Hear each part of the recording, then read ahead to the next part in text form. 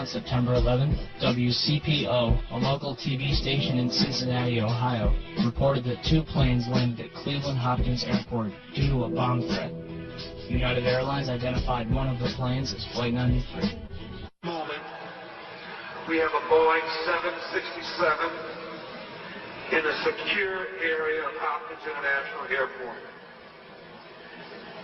The initial reports was that this plane was hijacked and that there was a bomb on it.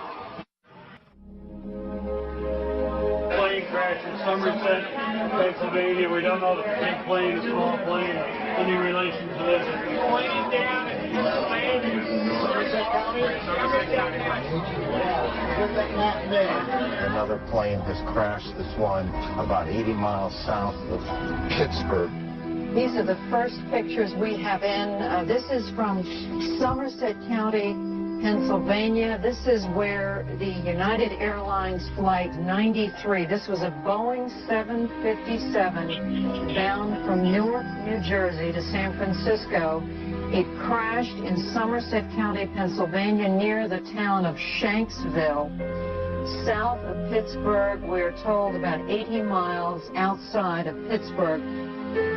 Noise coming from it, that the engines were running. I then saw the plane coming down at almost a 90-degree angle, maybe an 80-degree angle, and the next thing I saw was a big fireball and smoke. When it come down over top of me, I seen it go nosedive straight into the ground down here. We heard this noise in the sky. My friend and I looked up and said, "What's that?" And just going over, basically over our horizon of the hill, was this plane. It was completely upside down, is what it was. The tail fin was down, and it was going in at a sharp ascent, probably more than a 45-degree angle, closer to a 90-degree angle. Next thing was over the horizon, there was a big, huge fireball. Well, it was, I'd say at least 400 or 500 feet in the air, fireball.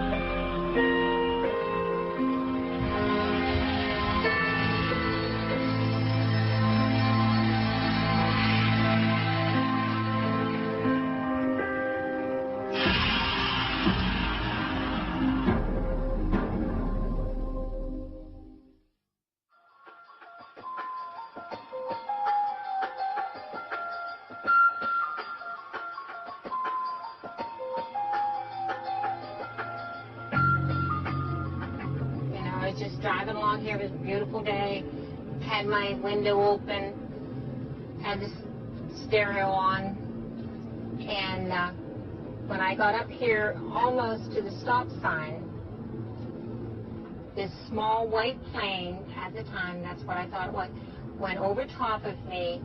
It was so smooth, and it just glided right over me, just like that. And then I ducked. And when I looked up again, then it was the spoiler, which is what I call it. And it was tipped like this, so I could really see the spoiler. And then it just banked to the right and went over and went down behind those trees. We got to watching it on TV, and they kept saying that it was a large plane, like a 757. And I was like, no. What I saw was no jet.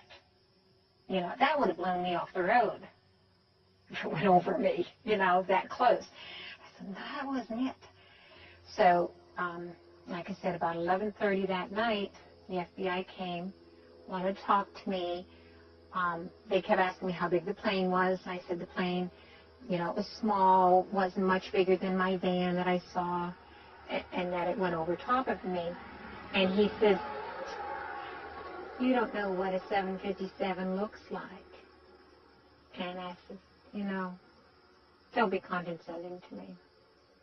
You know, if you don't want to believe me, that's fine. But what I saw, I thought I should report. And you ought to know there was something else in the air at the same time this was going on. And you want to make sure maybe it was ours and not somebody else's. And then that's when he did seem to get a little nicer. Told me that it was a white Learjet. Someone was taking pictures. I said, before the crash? And he says, well, we got to go. And that was the end of it. In my mind, you know, the possibility that Flight 93 was shot down, you know, is an incredible story.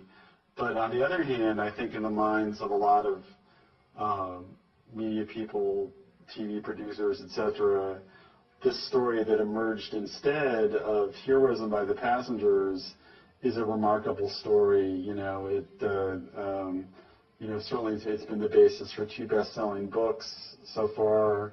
It's, was featured on Dateline NBC and some of these other news magazine shows several times over. You know, I'm sure, and, I hate to be so crass when referring to September 11th, but I'm sure the ratings for those shows, I'm sure those were some of the most watched news magazine shows of the year. And so then I think as journalists, unfortunately it's kind of sad, but I think there's an instinct of, we have a great story here. Why would we want to muck around and mess it up by coming up with a different story when people love this story?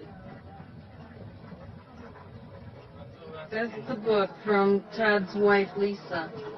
I haven't finished it yet, but there's a lot of information in here, especially the Let's Roll part, where that's from the phone call that Lisa got from her husband before he crashed, and all she heard was the Let's Roll, and it was silence, just like the heavens were talking to her. Have you seen the book? This is the role the government plays in times of stress, how they view the public. Can the public stand the truth? Or shouldn't we need a legend at this point. We need a really neat story of reacting against such a dastardly act as was happening. So it's really nice and convenient to think of the Beamer story, Let's Roll, and that becomes just like the Alamo. And it's just one of those legends, and I'm not saying that somebody's issued an order somewhere that says don't do any more with 93, it's right where it ought to be, and leave it alone. I don't think that's true, but I think there'll be a lot of pressure to let the legend stay where it is. I would think there's some inclination that way.